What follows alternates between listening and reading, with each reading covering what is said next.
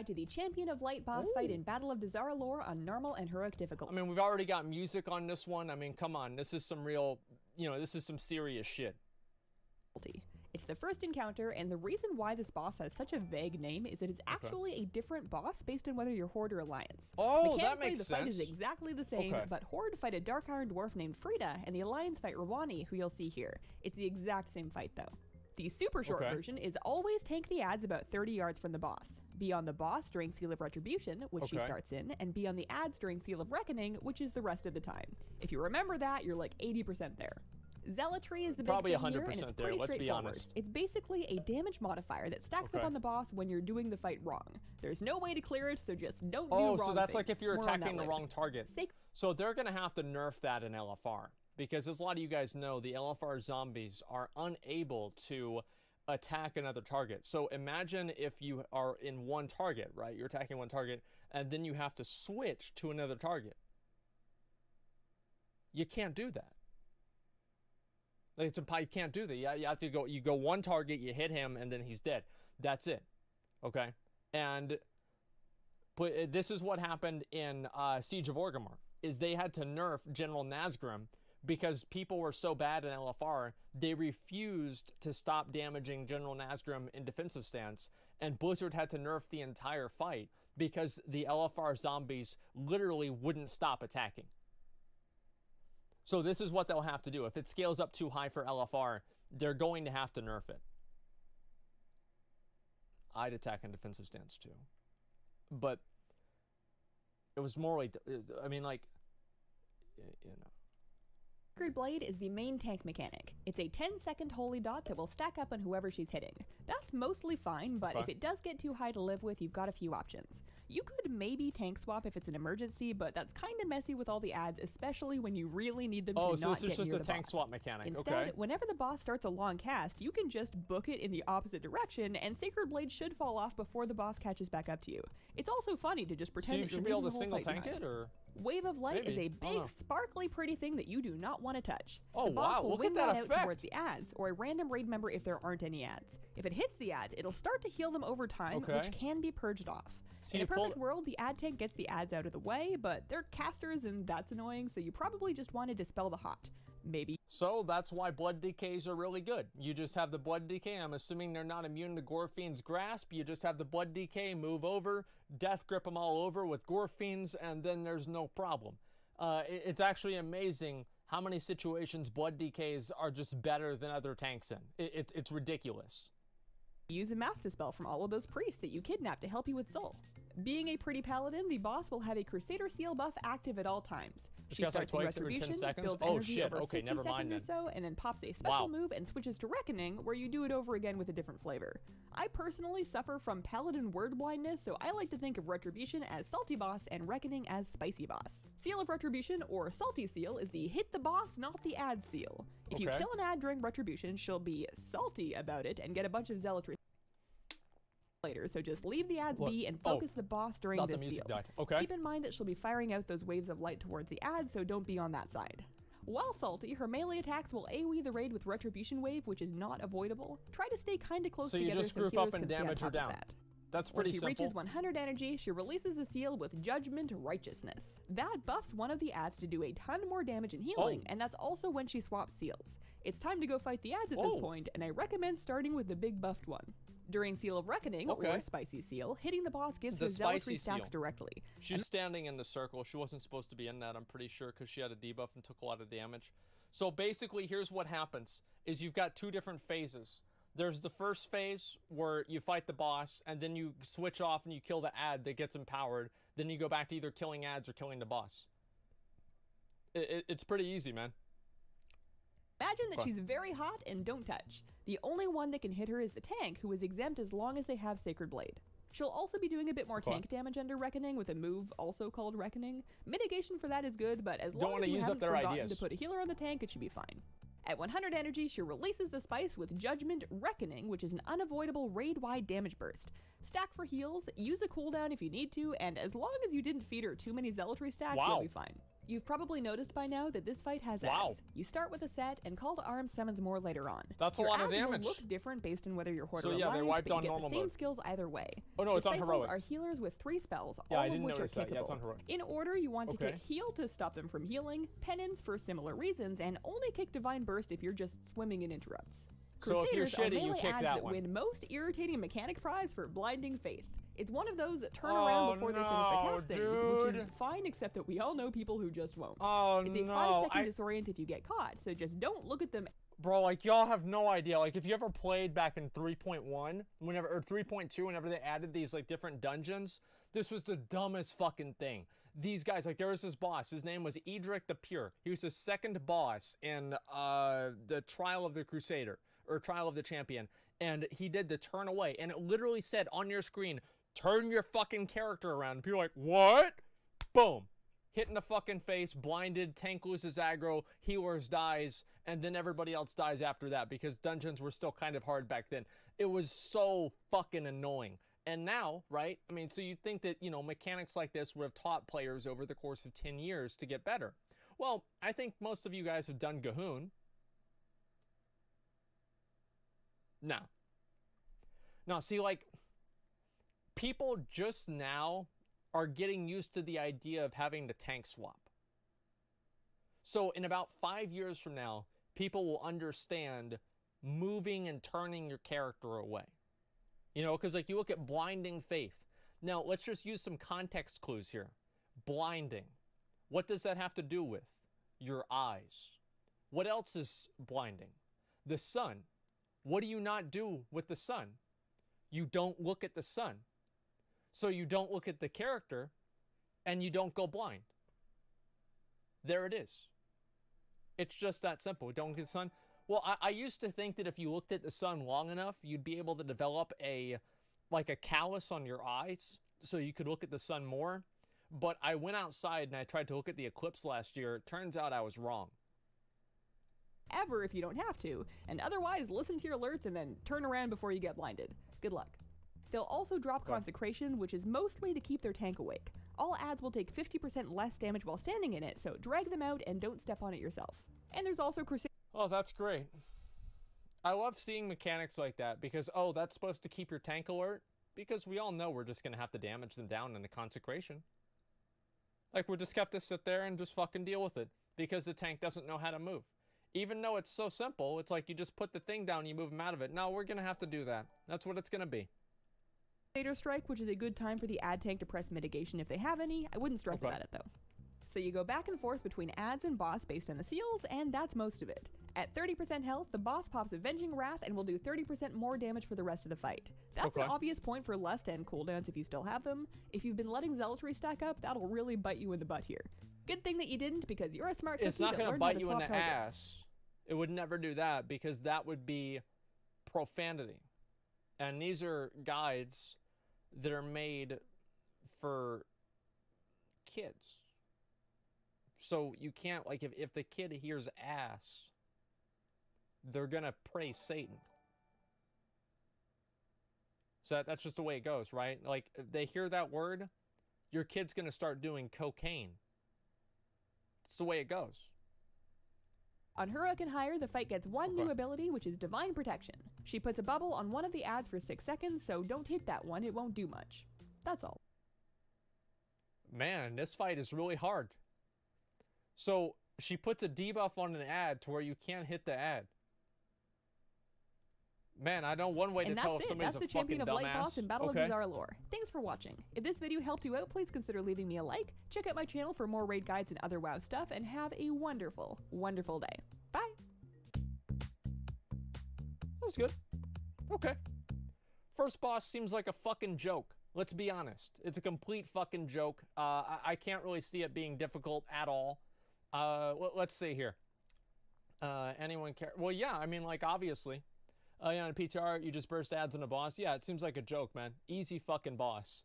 How long is the raid? First boss is always a joke? Has there ever been a time where the first boss wasn't a joke? That's actually a good question.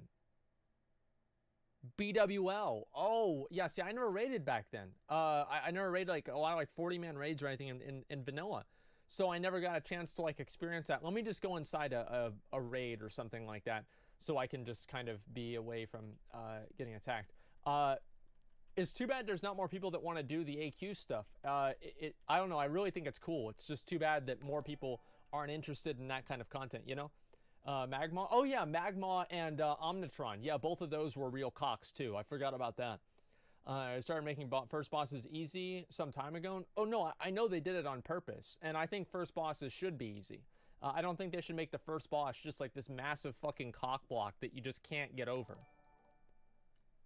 Hi, okay. I'm Hazel, and this is a guide to the Jadefire Masters raid boss in Battle of Dazar'alor on normal and heroic difficulty. Similar to Champion of Light, the names and models of this duo will vary depending on your faction. The Horde fight Mestra and Manceroy Flamefist, while Alliance battle Marag Grimfang and Anathos Firecaller. The fight's the same, so we're just going to call them the Monk and the Mage. They each have their own moves, and then there's also special combos that they whip out at 30, 60, and 100 energy. Alright. Let's start by talking about the Monk, which is Mestra or Marag. She needs to have less health than the Mage at all times, or else she gets buffed by Harmonious Spirits. Basically, most... Let's see, caster will become more powerful. Well, thank God we know exactly how much more powerful they are, because they will become more powerful. Thank you, Blizzard, for allowing us to understand what's going on. More powerful. People should be on the Monk. You can still multi-dot the Mage and keep them pretty close, but the Monk should always be lower. Now and then, the Monk will teleport away from her tank and start a whirling Jade Storm, which pumps out pretty heavy raid damage. She'll stop that as soon as somebody engages her in melee, so whoever's closest can smack her and then the tank can pick her back up. On Heroic, this is going to be easier said than done, as there's a lot more stuff on the ground and she is happy to go whirl away right in the middle of it. You just heroically pulled her. She'll also kick her tank into the air for a multi-sided strike. You'll be in a big green pancake with 6 little mouse-ear pancakes all around. One at a time, images will spawn into little pancakes and then charge you. You want to turn your character to face each one. Otherwise, it's going to wreck you. If you're a stubbornly devoted keyboard turner, you're going to have a bad time. On Hurricane Higher, everyone will need to learn this because it'll happen to more than just the tanks in the final phase. After the multi-sided strike, the affected tank gets the tested debuff and will take way more physical damage for the next 40 seconds. That's your cue to tank swap and go hang out with the Mage. I love how, like, every fight now, they have some fucking mechanic that just makes it to where you have to tank swap. Because there's never a point where you can just one tank it. There's always just got to be like that one mechanic. Like, it just kind of is annoying.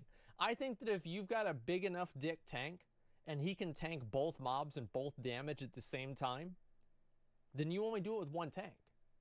I think that's like part of the fun. That's what's interesting. Yeah, Talok and yeah, exactly like that. That's what I liked. On Heroic and Higher, the Monk will also spawn Spirits of Shuin to chase down random players. Give the target some space to avoid getting cleaved, keep them healed, and then CC and kill the tiger. Next, let's take a look at the Mage, which will be Anathos Firecaller or Manceroy Flamefist. Instead of hitting their tank directly, they'll spam them with special fireballs. Those stack up the Rising Flames debuff on the tank, which will explode with Burnout once you let it drop off. If that stacks up too high, you're going to wipe the raid with the Burnout. Wait a second, let me read this here. Burnout's damage, flames burn, final boss on all players. Oh no. Oh no. That's a wipe. That's definitely a fucking wipe. You just think about that, like, because you have one guy. I'll tell you what I'd do, right? Is I would get on LFR and I would let that stack all the way up. And I'd be like, guys, who's the bomb? And they'd be like, who is it? And I'd get myself killed. I'd be like, I'm the bomb. And then everybody died. They get really mad, right? It wouldn't be funny. It wouldn't be funny because of the joke, but it would be funny because they're so mad at the bad joke that they're mad at me. Right? Like, I don't know. Like, just thinking about this makes you, like, these mechanics make me want to do LFR more than they make me want to do normal mode. At that with a tank swap, probably around 4 or 5 stacks. Just keep an eye on when the multi-sided strike is coming and make sure that you're not already at 5 when your tank buddy goes up for that. The Mage also likes to blink away, throw up a fire shield, and start casting Pyroblast. Everyone needs to swap onto him to damage through the shield and then kick the pyro before it one-shots somebody. He'll also— You know what that reminds me of? The exact same mechanic in Tempest Keep that Kael'thas did. Like, literally the exact same thing. You know what he cast? Pyroblast.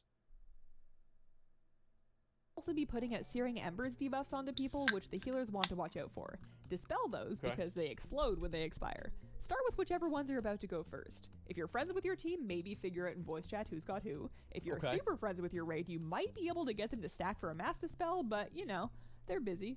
On Hurricane Higher, the mage also spawns magma traps on the floor. Those seem biased to specifically block off areas that the monk likes to whirl in. If you step in a trap, it'll kick you up to lethal falling distance, and if that doesn't get you, it debuffs you to take 100%. That reminds me a lot of another mechanic that was in Heroic Ragnaros. I think it was in Normal Ragnaros too.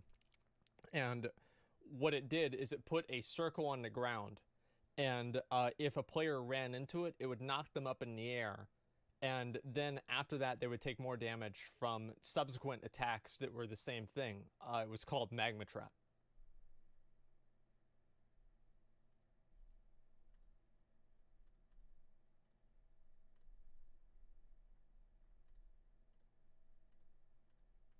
Wait, does it have it? Oh, there it is. Magma Trap.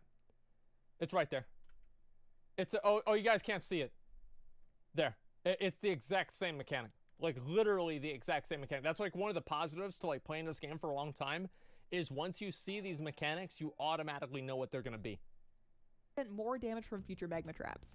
You want to pop those as needed. Wait, is it the same icon, too? Using immunities and slow falls in a pinch. And don't pop 2 in a row. On top of all that, this fight also has special combo attacks that happen at certain power thresholds. They seem to gain energy at a flat rate, so these basically happen on a timer.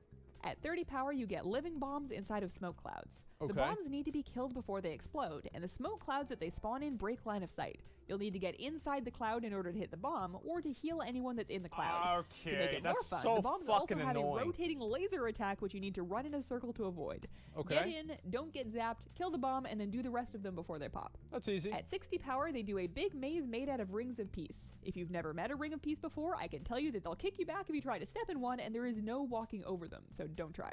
Everyone gets ported to one side, and you have to make it to the other end of the room, where there's a big wall of ice with weak spots that have health bars. Pick and damage down a weak point to break through the ice wall and kick the boss. While that's happening, the mage is raining down Phoenix Strikes to avoid. On Hurricane Higher, only one point of the wall is attackable at first. A fourth orb spawns in the maze that you can pick up and use on a different weak point to activate it if the first one sucks.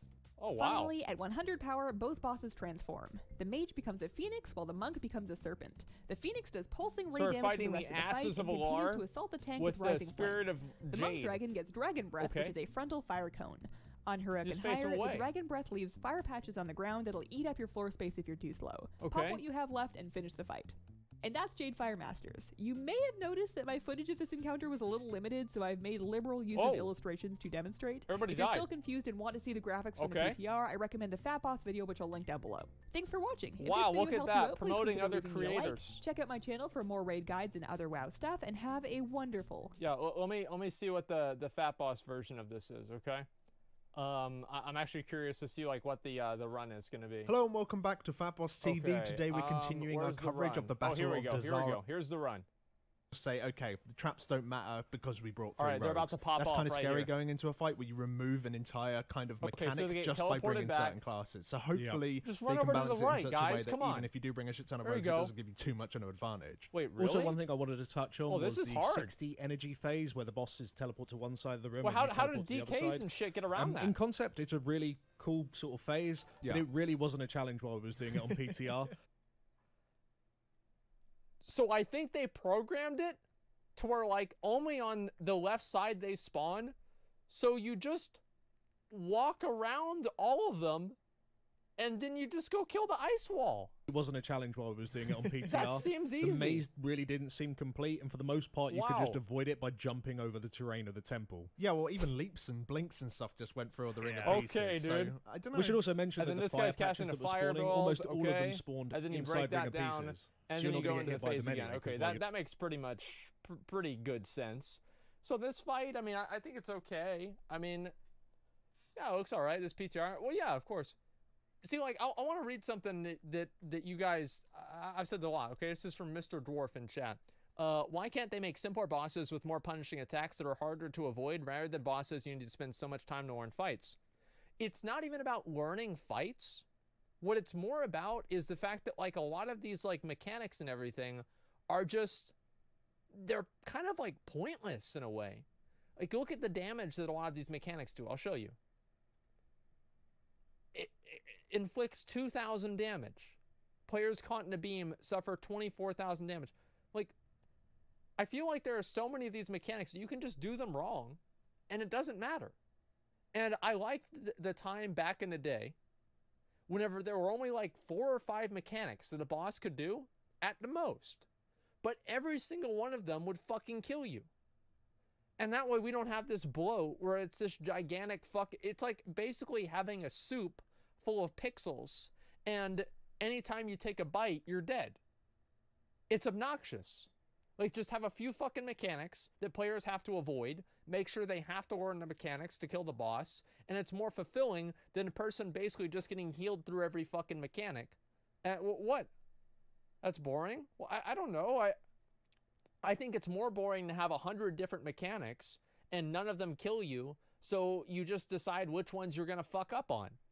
And it's the same on Mythic too. It's not like, oh, Mythic is going to be that much harder. Unless you're in a top 50 world guild, Mythic is going to be a fucking joke too. You can mess up mechanics all the time and it's fine. Boss fights are basically theme rides at this point. Well, it's not really about them being theme rides. It's about like the way that they treat mechanics. It's like players never really have to learn mechanics. Like, there can always just be like somebody else that does it or whatever. And the mechanics aren't really that overly punishing one at a time, right? And you have certain examples like Kill Jaden, which is an exception. But Kill Jaden was bad because it was like the mind reading of like who's going to go stand where. But besides that, it was fine. I just like to see more fights that are like that instead. Same argument for Trash Packs and Mythic Plus. They have too many mechanics and most of them don't do shit. Well, you're right, right? I mean, you've got Mythic Plus. Like, I go into Mythic Plus, and the first fucking mob I fight is it's a dog, and it's got more mechanics than Ragnaros. Guys, just give it a break. Just let people kill the dog and get to the trash. You know what I mean? Like, you go and you do a pull in Freehold, and you've got to prepare for that longer than you've got to prepare for Grong here. Like, this is a 3-minute boss fight. I can guarantee you, there has never been a gorilla in the game that wasn't easy to kill. Every gorilla is a joke. You know why? Because it's a fucking gorilla. They're limited in what their options are. They can move their hands around. They can stomp. And that's it. So it's an easy boss. I guarantee you it's going to be an easy boss. Hi, I'm Hazel, and this is a guide to the Grong raid boss in Battle of Dazar'alor on normal and heroic difficulty. Alliance fights Grong the Revenant, who's noticeably decaying, while Horde gets Grong the Jungle Lord. The mechanics of this fight are the same between Horde and Alliance, but the names of almost every mechanic are different, so we're just going to give both names for each thing. Some real mouthfuls coming up. Throughout the fight, Grong's going to be building up death energy or rage. Might as well just call it juice. He'll get the juice faster as his health drops below 70 and 40%. When he reaches 100 energy or rage, he'll do a death knell or tantrum. That's a channel that batters the whole raid with damage that ramps thanks to a stacking debuff. If he does that with 100 energy, it will wipe the raid, so the key is to force him to spill his juice early. To help with that, there will be necrotic cores or aptagonizer cores dropped. So you have to help the gorilla release his juice.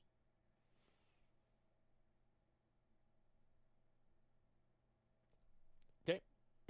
Someone can pick that up and use their extra action button to zap him for 5% of his health and trigger the juice spilling as long as he had at least 25 energy. I'm thinking... Oh no. Oh no. Oh no. So you guys don't even understand why this is bad. Let me reread this, okay? Early. To help with that, there will be necrotic cores or aptagonizer cores dropped in. What happens whenever Billy the dipshit clicks on an orb and he doesn't use it on Grong? Think about that. Yeah, see, like, whenever I look at these mechanics, I don't look at how to do it right, because I just assume you're going to do it right, because it's fucking easy. I look at the ways that people can do it wrong. That's a way that people can do it wrong. Then kick Billy. Antagonizer cores dropped in. Yeah, but he's still white. Someone can pick that up and use their extra action button to zap him for 5% of his health and trigger the juice spilling as long as he had at least 25 energy. I'm thinking aim for over 50 and under 75. You can hold on to the core for a bit, so take your time and zap him when the raid's ready. Yo, that tank just got fucking deleted. So take your time. and under like watch this tank's health right here. The blood decay, top left. I'm thinking aim for over 50 and under 75. You can hold on. Fucking gone, dude. She targeted him to heal him. He got fucking deleted. Okay, Grong does tank damage. I like it. For a bit, so take your time and zap him when the raid's ready. Okay. Even with an early death knell tantrum, you'll still want to use healer cooldown, so maybe set up an order for that. For the tanks, he has a special and somewhat scary combo. He'll do 3 attacks in a row, which are each randomly chosen to be either a bestial smash or a rending bite. The smash is straight damage that makes future smashes hurt 5 times more, and the bite is a heavy bleed. Basically, what you want to do is tank swap mid-combo as soon as he's about to repeat an attack, or try to avoid having any one tank take 2 smashes or 2 bites.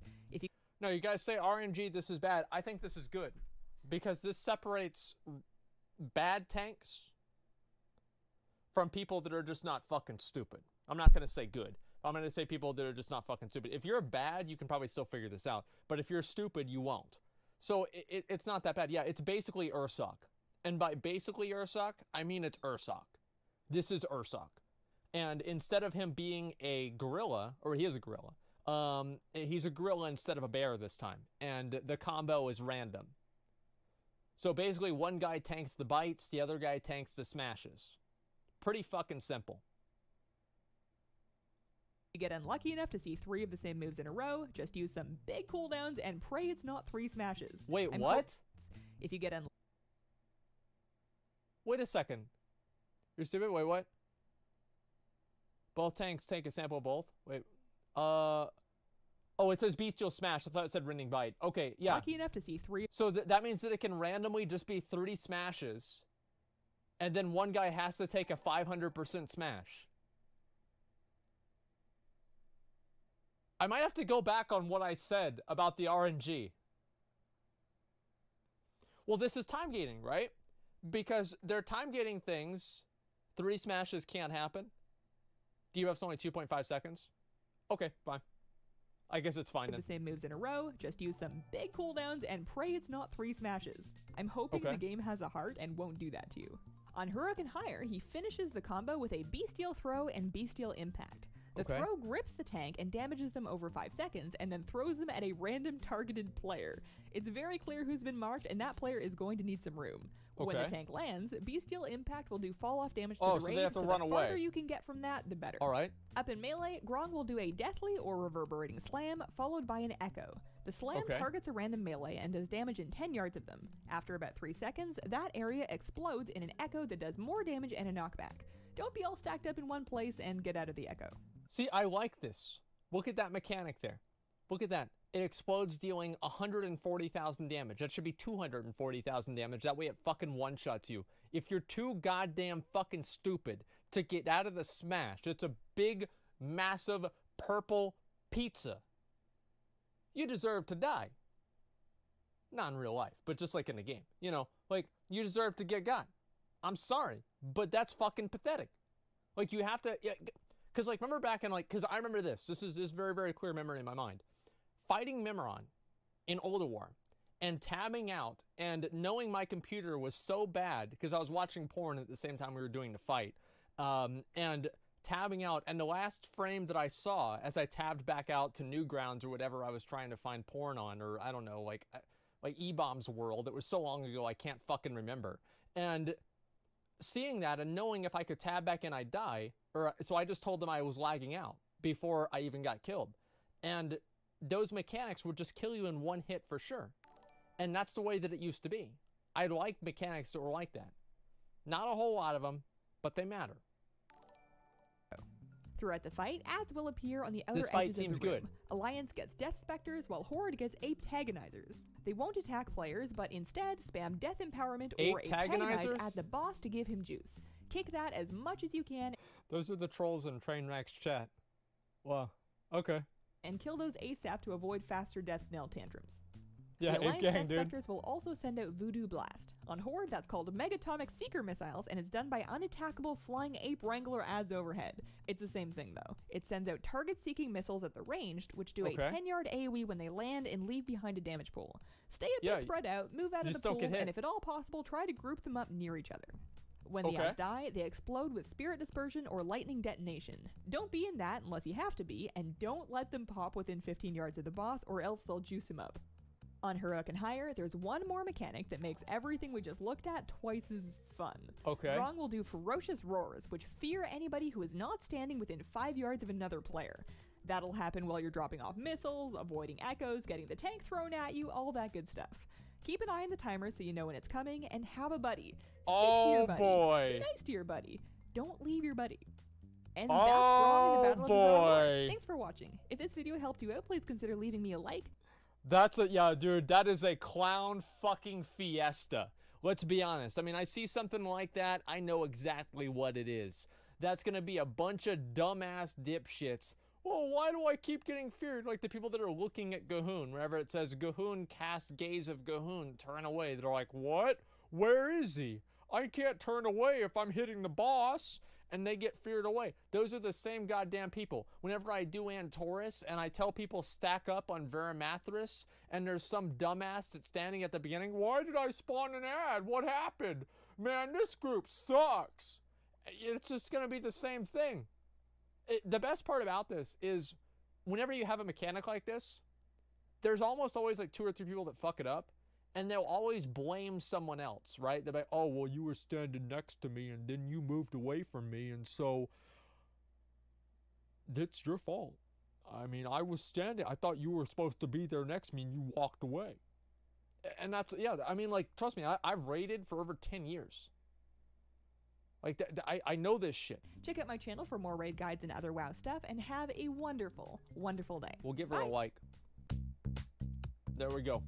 It's a good video. I like how, one thing that I like about these videos that she does is that it seems like she's tailoring the videos for the dumbest person possible, while at the same time not being insulting towards them.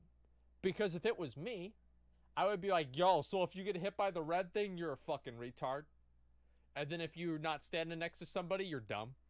And then if you don't do the tank swap right, it's because you're fucking stupid. And then I'd get through all those fights, that'd be done, right? It's like, I used to do these, right? Like, I used to have, like, my 5-minute guides. Asmongold 5-minute guide. Cleans his layer in under 5. Okay, dude.